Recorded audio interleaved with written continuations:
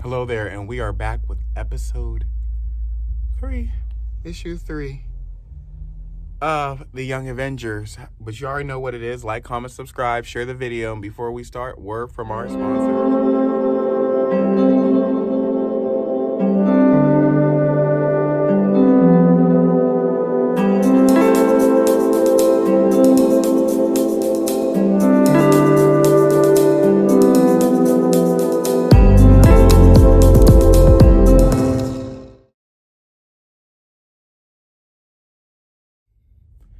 And we are back, so let's get into this, shall we?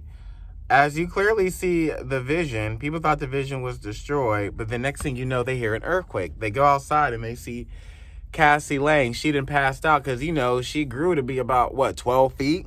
Like an Amazonian woman. Then everyone's like, oh my gosh, it's Captain America. It's the Avengers. Then she eventually shrinks down and they go inside and get her clothes. Next thing you know, everyone is talking, and then they introduce themselves as Patriot, as Guardian, and Hulkling. And then so now everyone was like, where did everyone come from? And what do you mean an Avengers fail-safe program? It was like, the Vision was the one that gave us the Avengers fail-safe program. He's the one that knew where all these people were. He said, just in case they disassemble. See what I did there? They disassemble or they die. There's got to be some Avengers somewhere in this world that could come take their place. And sure enough, there were. And now we have Cassie, who for some reason won't go away. Like, I know you want to, even I'm just like, girl, go away. We get it. You save somebody. Why do you want to be here? Go be rich. Me personally, let me go be rich. Let me go be a billionaire. It seems like everybody mamas is all good quality, but they got more billionaires than people in MCU. And shoot, so she just won't leave it alone. And then, he's just like, when are you going to let that go that you saved us? Even though it was actually a group effort, but she just really wants to be involved. I think because she really has nothing else. I mean, she's rich, y'all. She really doesn't have nothing else better to do. And just like her mom, you'll find out her mom wanted to help people. So that's what she wants to do. But it's just like, get over it. And then so they all come down. They all tell people, their life, who they are, where they're from, and whatnot. And Patriot comes out and says, my grandfather is Isaiah Bradley. He was the first Captain America. He's the one that got shot up with the original syrup, super soldier serum, but then they end up locking him up. Watch Falcon and Winter Soldier. You guys will like that. Now we have Cassie, who's actually morphed into her father's old uniform because, she really wants to. It's something that means the world to her. Why? Because her father died. But her mother did not like her dad. Her mother and her father had to divorce because he wanted to save the world.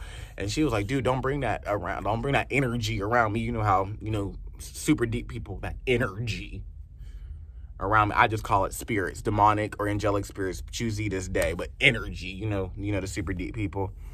And then so, they're talking about my dad. She wants her dad's helmet. She wants things from her dad. And now he has to tell her that it wasn't an accident. Your father was murdered, as I stated before. He was murdered by Wanda because, she had that nervous breakdown and gave us House of M, which inspired WandaVision. Y'all need to go check that one out.